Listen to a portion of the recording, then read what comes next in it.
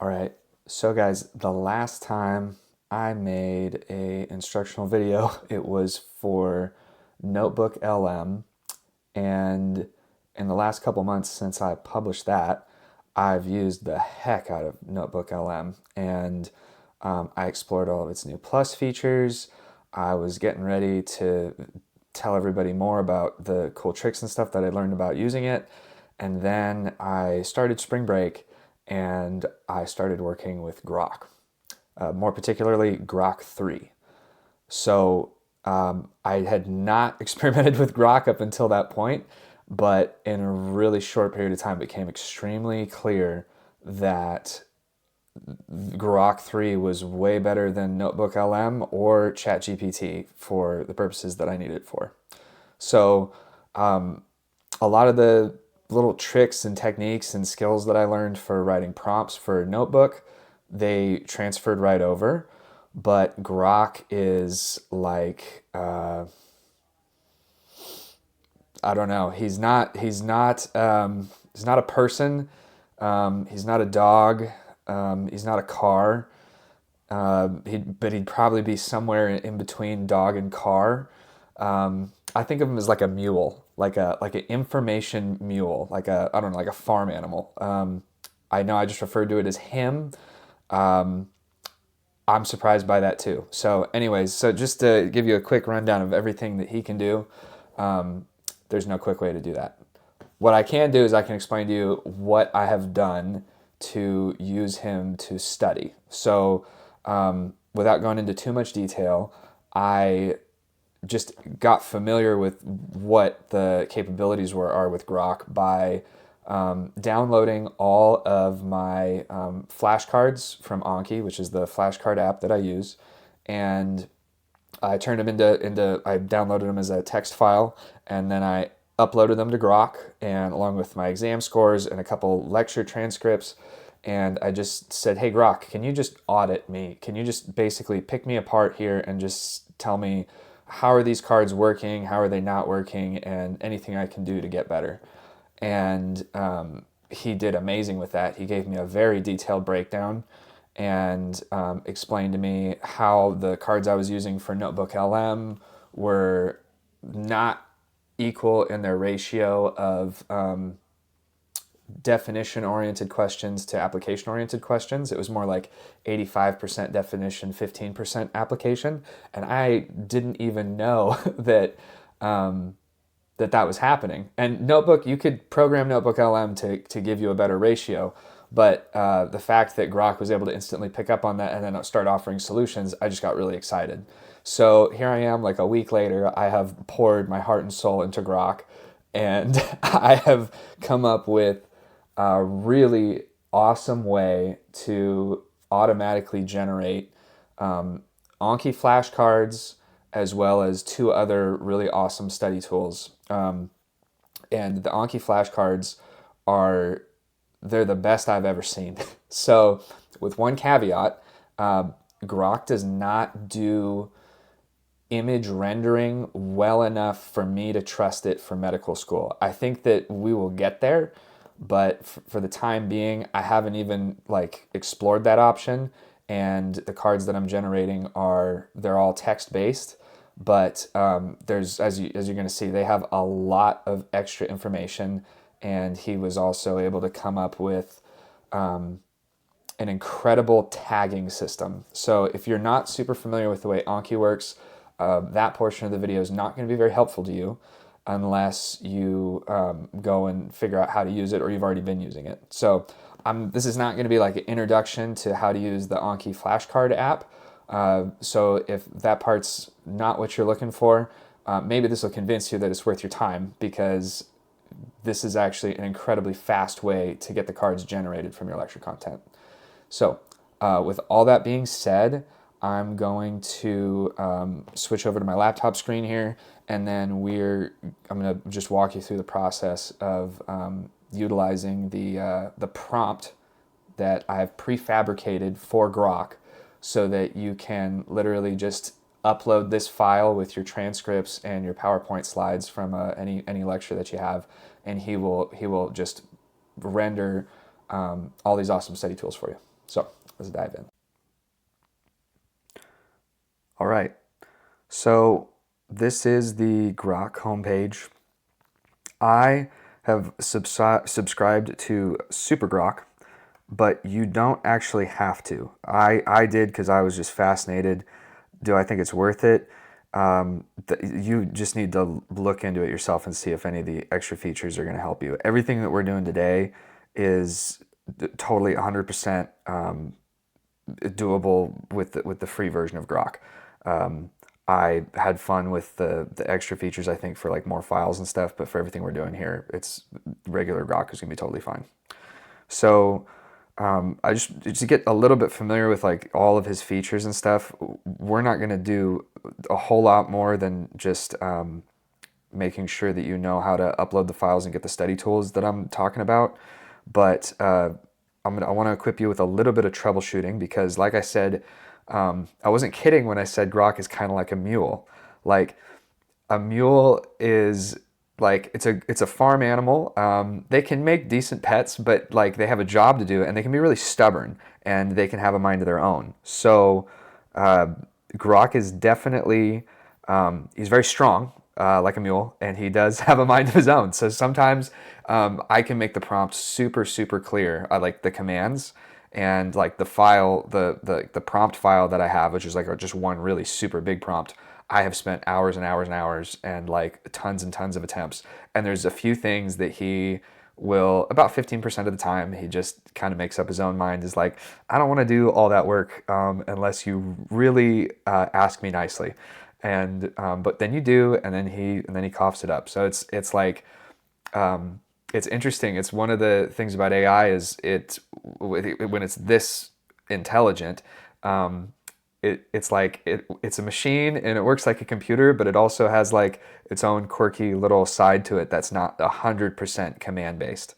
So that's been fascinating to work with. But just real quick, like the different features and stuff. The think function here, like you click on it, and when it's been activated, like whatever you type, he'll take his time to give you like a more thoughtful response. It can be fun to play with. We don't need it today, but like if you've stumped him, or like if you come close to it, or you just weren't satisfied and you want him to come up with like other ways of looking at something, that's a great option. There's also deep search, and then there's deeper search. I've actually had him crash a couple times when I was having him create the tagging system for the flashcards for Anki. I had him literally create a like a ranking system for like what was high yield and what was not high yield based on the sources, like the available sources on the internet. And that is like like basically tell me how valuable this information is for the board exam was like a huge ask in the deeper search mode, and he like just for like multiple hours he just couldn't handle it. So anyway, he can do a lot. Like if you want to find out, like it's awesome to put in like kind of like crazy things like I want to, work the following kind of job in the following field, and I want to live somewhere that has the following activities, and these are my hobbies, and this is where I want my kids to go to school. Map out the whole country or the whole world for me as best you can, and give me a ranked list of the places I could live and do all those things. I've done that. It was super cool, very informative. He can do a lot. So he has a coding function that you click on it, and then it just says help me write whatever, which is cool. Anyways, so he can just do a lot. Right where we're going to start today though is I'm just teaching you guys how to get study materials using a prefabricated super prompt that I made. And to get that started, we just need the PowerPoint, and we need the transcript. And if possible, you want to have not just the plain .txt like text-based transcript, if possible, and whatever video you're trying to make the study tools for allows it, you want to get a time-stamped transcript. So the only one of those that I've been able to find, and we use them at my school, is it's a .json file, a JSON file, and that is a transcript that has timestamped information down to the millisecond.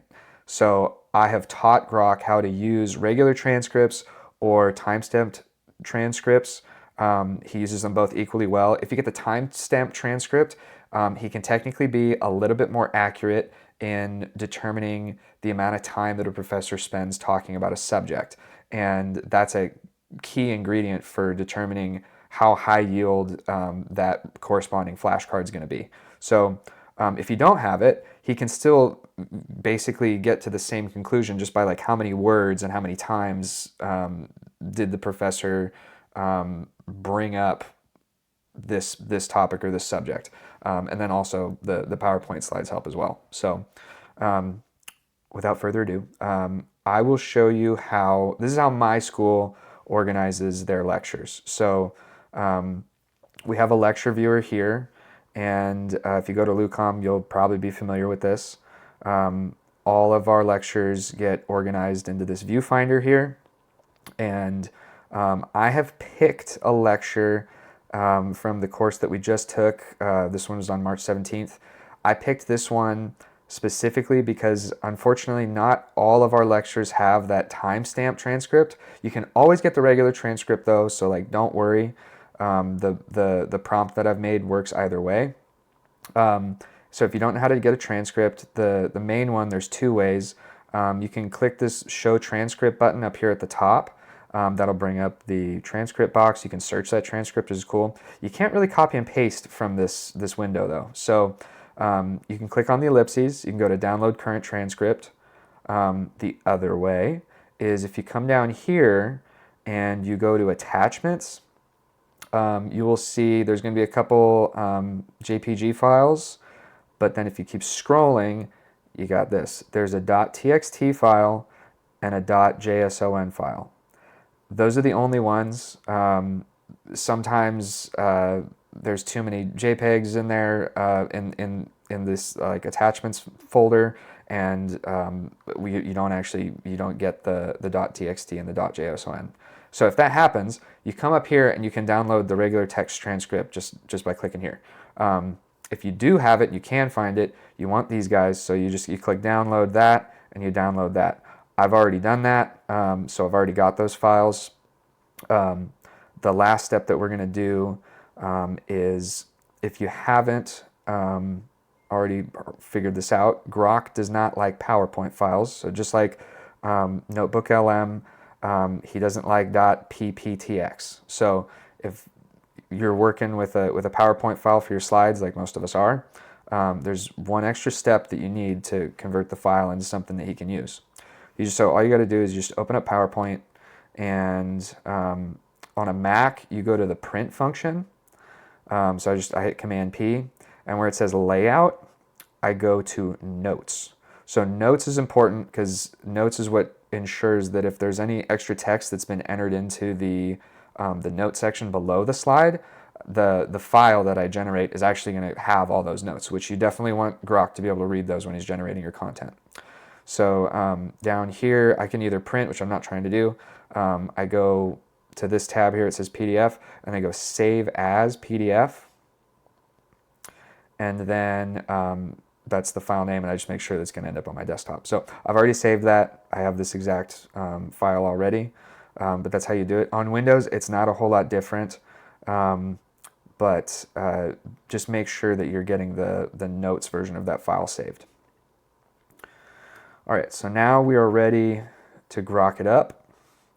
So we're going to click on the paperclip here. We're going to attach the files. So I have included in the description of this video on my Google Drive, I have uploaded this this file. This is your Grok prompt. It works fine if you download it. I guess if you wanted to, you could like copy and paste this into another file, as long as you make sure you got everything, if you just don't want to download things off the internet. But it's just a text file. Google is going to make sure that you don't get any viruses. If you're paranoid, you can just copy the text into your own file. But that's the large scale prompt that I'm using. So I'm going to go ahead, I'm going to select the files. I need, like I said, we need the slides. So that's my slide file right there. And then I also need the transcript files. So I downloaded those earlier, so those are right here. And that's this guy and this guy. So I'm going to add those. And then I'm also going to add the Grok study tool prompt right here. Okay, so now I don't need deep search or deeper search or think turned on or code or anything. I literally I can just hit enter. And he's going to think about this for a little bit. So while he's doing that, I'll just explain a little bit more about the way that I've prompted him to pay attention to the lecture content. The highest category of the highest yield category that there is for a flashcard, or the highest order of information that he's going to come up with is when the professor says, I want you to know this, I would know this, or some other like very clear explicit statement placing a really strong emphasis on that material. So he knows how to do that, and then there's like several orders of information that are like not quite that high priority, but it'd be like they talked about it a lot, they talked about it for a long time, or it was like emphasized multiple times but maybe not talked about for quite as long. And he can distinguish between all of those, and he assigns like a different ranking to all of them, which I'll get into later.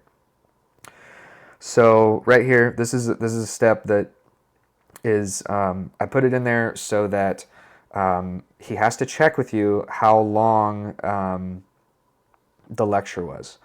And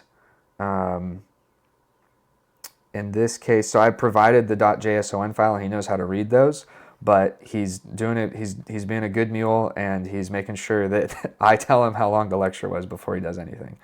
So in this case, I want to get it perfect, and I'm glad that so sometimes he gives you like an estimate based on the JSON file of how long the lecture is. This time he didn't, which is good, but also you can just ask him, or you can either ask him how long it was and then tell him how long it was based on his answer, or you can just tell him, like right now, I'll just say, just refer to the .json file for lecture duration.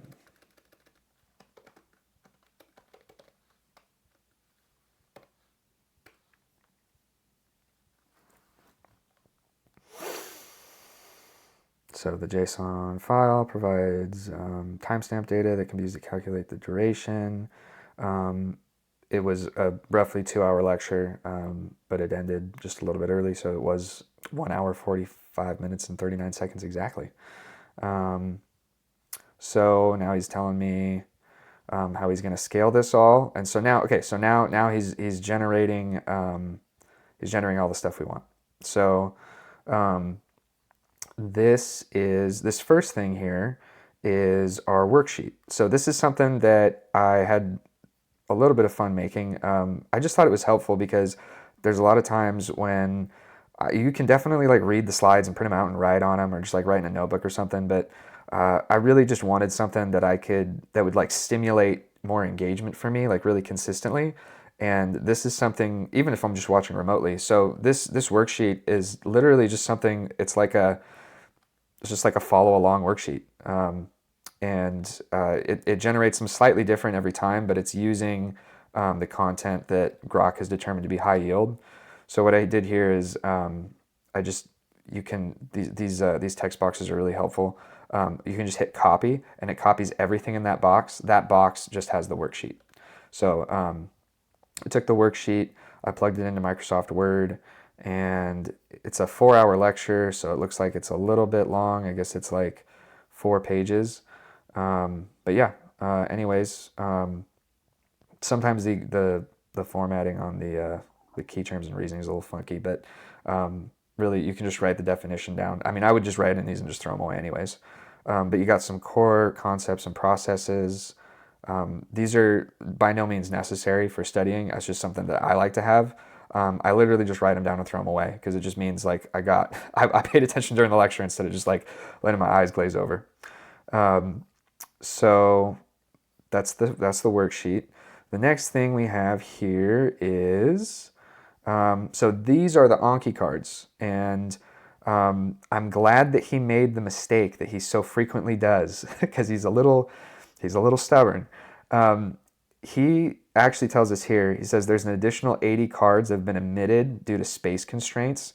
The full set prioritizes high yield topics. So he basically is, he's just trying to protect himself from having to use too much energy to complete your request unless you really, are serious and you insist.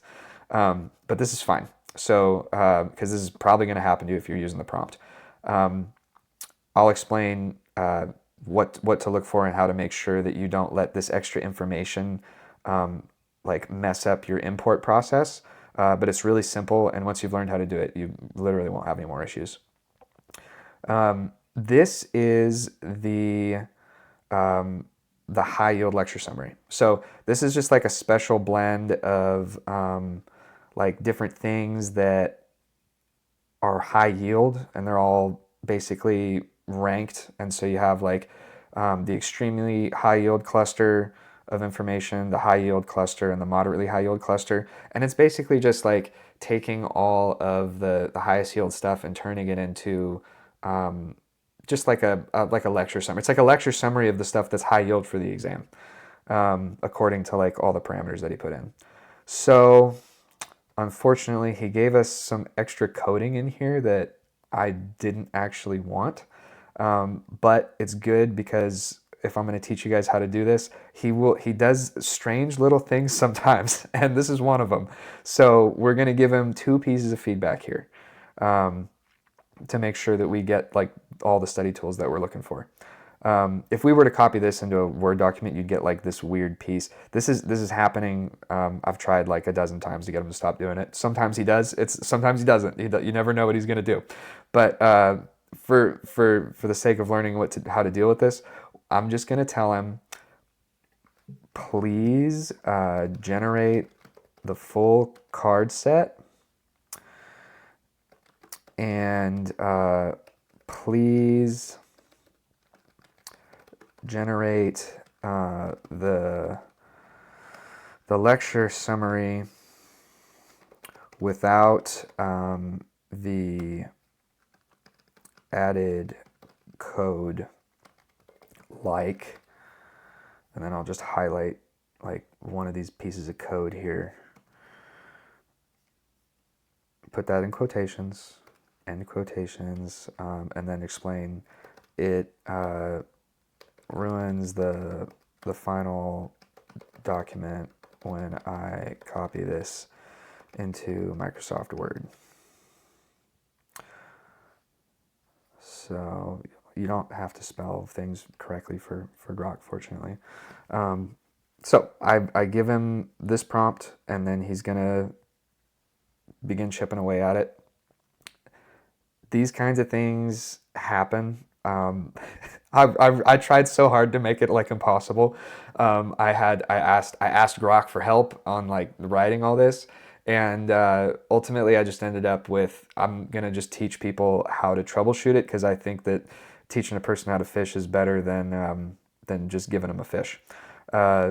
You definitely need to do some troubleshooting with Grok, because he, like I said, he's got a mind of his own. But at least the problems that he makes are fairly consistent. So right now, it looks like he took my request and he said, I'm also going to give you another worksheet, which is fine. It's just going to be the same one. And now he is working on the Anki cards. So the Anki cards can take a minute, but basically this box is just going to fill up. He's going to go on. These lines get pretty long because there's a lot of tags, and sometimes they have like a couple sentences in them. So he's generating cards for like 2 hours. So that'll probably take like, I don't know, like 3 minutes. I'm going to show you how to take the card text that he generates and then plug it into Anki. ultimately, like this one right here probably has like 20 or so cards. But the way that you trim it up and make sure that it's ready to import is going to be the same, whether it's like 20 or 1,000, it doesn't matter. So I'm going to click on this, this box right here. I'm going to copy it. Then I'm going to open up text edit for Mac as like Notepad. That's the text editing software for Windows. They basically work the exact same way. There's no real difference. So I'm going to create a new document with text edit. So I've copied the text from the card box here. I'm going to paste it in. First thing I'm going to do, I'm going to go to Format. I'm going to say Make Plain Text. Okay, so we've done it. We made it plain text. Now I'm going to find like this little piece of data, right? Or this I don't know, it's a piece of information, words and stuff. This is where he's saying additional 80 cards were omitted due to space constraints, the full set, blah, blah, blah, blah, blah. It's got parentheses on it. I need to eliminate that because if you put random pieces of information like that into Anki in this file, it'll throw off the whole card set. Everything has to be like on the right line in the right place. But fortunately, it's very simple. I just highlighted it. I'm going to delete. I'm going to make sure that my cursor indicator right there ends on high yield, and there's no spaces, there's no periods. That the D on high yield is like the last piece of data for that file. Now I'm going to scroll up. I'm going to go to the top here, and I'm going to do the same thing. I'm going to delete everything above or before the first letter of the first card, just like that. Okay, so there's fortunately he never puts anything in between the cards, which is perfect. That's like the way he's supposed to do it. I'm going to save this. We will call this like the clinical cards deck file, and we'll save it to the desktop.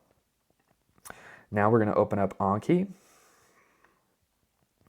and we're going to go to import file. The import file is just on the bottom right, and I'm going to click on, so I've already done this once before. This is the file that we just made. And all I do, I click on it, I click open, and I go here. I make sure that my field separator is set to tab. It should do that automatically.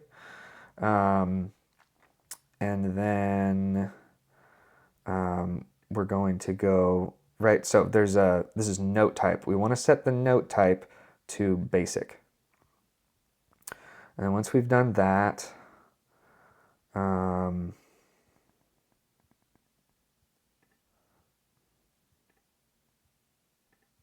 whoop.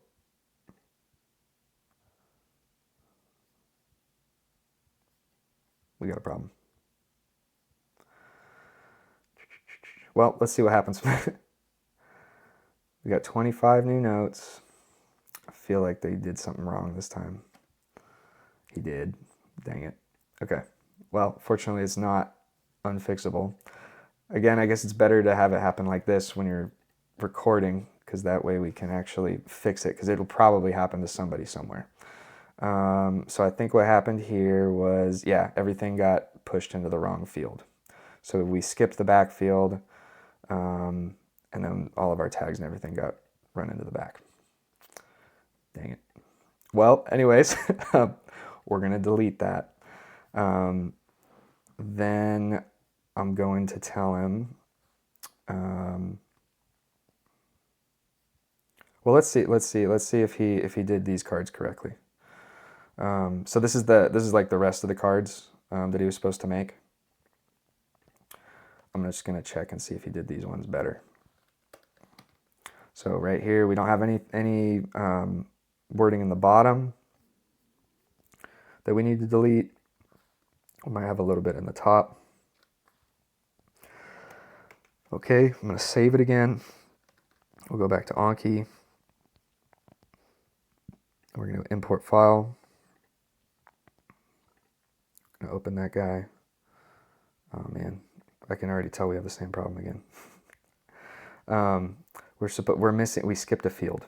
We skipped a field. So it means that we don't have the field mapping as it's not the way we need it. So I'm not actually going to import those. I'm just going to tell them, so the field mapping for the cards is off.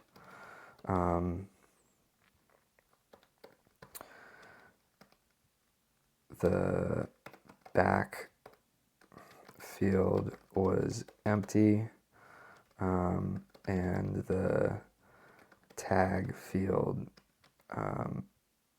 had everything except for the front field contents.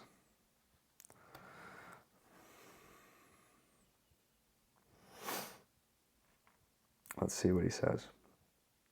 That's about, like, this is definitely one of the worst problems he's ever given me, but hopefully we can get it fixed. Otherwise I just have to scrap this recording.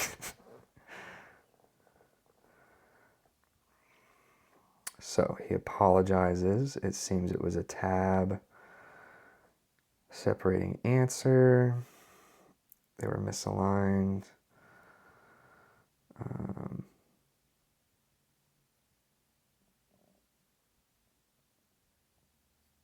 The other tools were included for completeness. Okay, so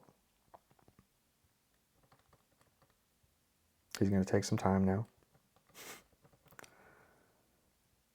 And let's see, I wonder if I can just like take what we have just for like the sake of learning. Let's see what we got.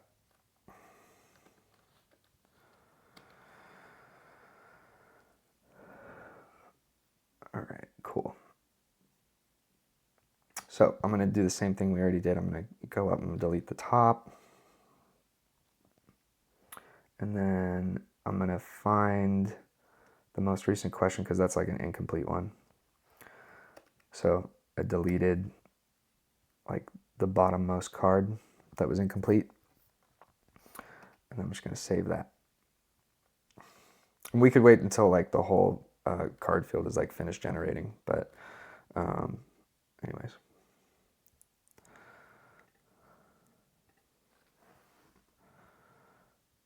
There we go. Now it's working. And so you can see we have fields. We have 1, 2, and 3. So we have the first field is the question, the second field is the answer or the back of the card, and then the third field is all the tags. So we make sure that we're tab separated. We make sure that we have the note type is basic. I always send the new cards into my default deck, and then I organize them later. And then we can check down here the field mapping. This is exactly what it's supposed to show. So I'm going to hit import. We should get a few cards out of that, like 5. All right. So now we hit default. There we go. This is how they're supposed to look. And this is the most guidance I think you would ever need to give Grok. You can just describe the problem to him, and then he'll basically tell you what he did wrong, and then he'll fix it right away, because the prompt is very reliable, and he can always like revert back to it. It's just sometimes he basically decides he's going to interpret it in a certain way. So anyways, right here we've got, this is the quotation from the professor. This is the timestamp of that quotation, which is really cool to have. This is the professor's name, the name of the lecture, and then the date of the lecture. So here we've got the key terms are highlighted. So this is about ecological studies. And if we go here, this is the part that's really cool. So here, these are all the tags. So we've got, this one's tagged for, everyone is going to have like 5 tags. And if they don't, you just go back and tell Grok like, hey, I don't have at least 5 tags on these cards. So the first one here, this is COMLEX Step 1, Scientific Understanding, Epidemiology, and then Ecological Studies. So that's actually like a tag sequence. Then there's COMLEX 1, this is considered high yield. And then there's also Med School Lectures is considered high yield. And then there's USMLE. So the reason there's all these tags, there's a method to this madness, okay? If you know how to use tags, it makes your life a lot easier. It's incredible. But basically, what we're doing is Um,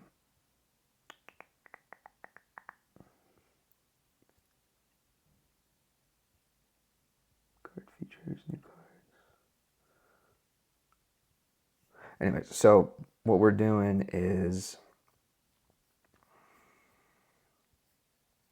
I gotta delete a bunch of unused tags. Goodbye. Okay. Here we go. So the way I set this up is when you go to look at your deck, you have all these tags, and if you know how to use them, they can actually help you organize the deck that you're looking at. So if you want to suspend them all, and then like only unsuspend the ones that are like the highest yield, you come down here, and when you're studying for like your written exams, like in med school, like for your actual courses, that's what the med school lectures tags are for. So in this case, normally there's like a few more tags, but I'm only looking at like 5 cards. So for the med school lectures one, there's high yield tags and then there's moderately high yield tags under that setting there. If you highlight all these cards and then you right click on high yield, it's going to only bring up the ones that are high yield, and then you can click all of them, and then you can like unsuspend them or you can suspend them, which is really awesome. If you have like 100 cards and you only want to look at like the extremely high yield ones, then this setting will actually allow you to do that. So you can like screen out, I want to study, but I don't have a lot of time, or I have enough time, but I only want to spend it on the following things. And so the same thing for these are the COMLEX Step 1 tags, and then these are the USMLE tags.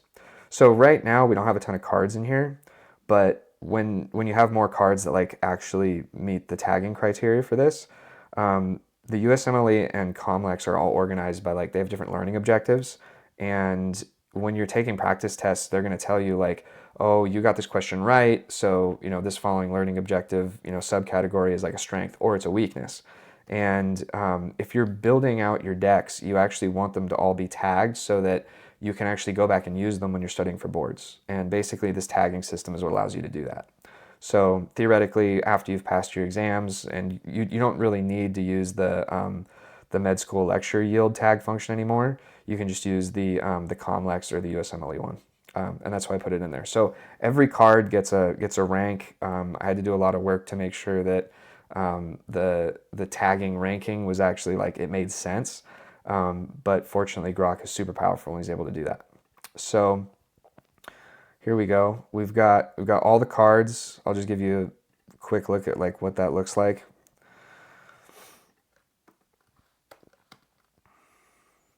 So there, we don't have any. Yeah, we end on high yield, so we have an extra note at the bottom we have to delete.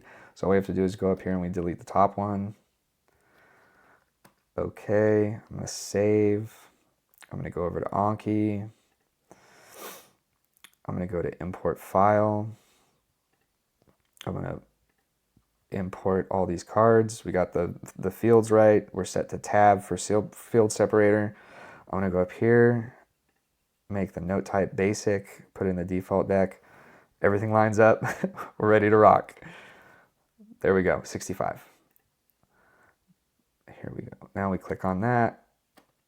And this is going to be most of the cards. I think he still needs to cough up a few more. So, man, he must be really cranky right now because normally I think he said we were going to have like 100 cards.